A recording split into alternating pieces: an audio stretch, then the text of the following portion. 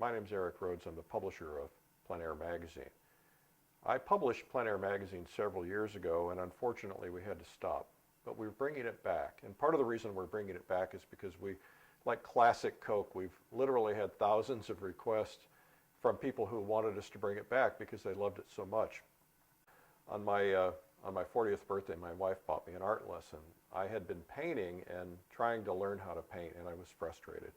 So I went to a local arts center and tried to learn to paint, and they were doing a lot of things that I just wasn't into, and I got frustrated and I quit.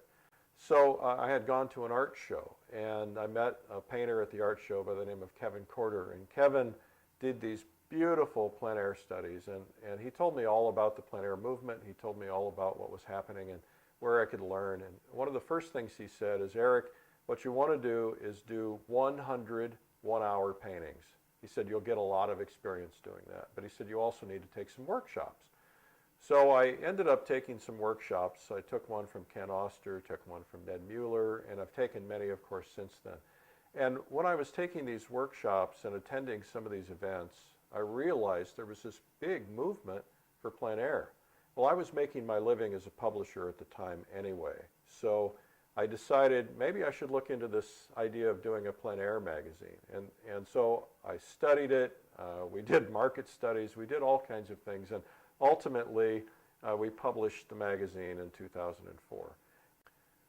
Time passed, and I could not give up on plein air magazine. First off, I'm a plein air painter. I go out all the time. Everywhere I went, people were saying to me, Eric, when's the magazine coming back? Eric, when's the magazine coming back? So I really decided early on that it was something I wanted to bring back, and we continued to sell back issues on our website, and the back issues continue to sell to this day. We've sold out of most of them by now. And as a result, it was something that I just knew I had to do. It was something that was in my heart. And so I started about 2.5, 3 years ago studying it more, talking to the people out there. A number of the groups, the online groups, had discussions about whether or not we should bring it back. And then we did a survey, and the survey was overwhelmingly positive. Bring it back. Here's what we liked. Here's what we didn't like. Change this, change that, fix this, fix that. We had loads of collectors and loads of painters as readers before. And so we make sure that we hold on to those elements, the elements of here are stories about historical painters, here are stories about living painters, and that you as an artist or you as a collector can have that.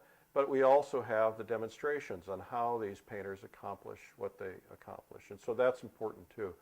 We've added a studio section which makes the magazine complete, because it really now is about the collector, it's about the outdoor painter, but it's also about painting in the studio. I ended up going painting with Steve Doherty, and Steve told me that he was eventually going to be leaving American Artist, and I told him I was eventually going to be doing plein air. It might be 6 months from now, it might be a year from now. And he didn't say much about it, but after he left American Artist, he called me. He said, you know, you mentioned plein air. He said, you know, since we're both painters, maybe we should do this together. So that's how Steve and I got together, and of course that's great news for us.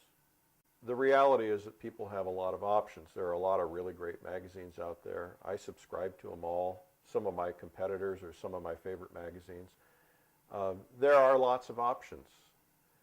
What's interesting and very specific about plein air magazine is, first, it's a passionate audience. The collectors and the artists are passionate about what they do. They're passionate about this magazine. They ask us to bring it back, and we literally had thousands of requests. And so when you get a passionate audience, we figured out how to meet their needs by listening to them. And so I think that's the starting point, is when you get people who are passionate about what they do, they're going to be passionate to support the people who are in it.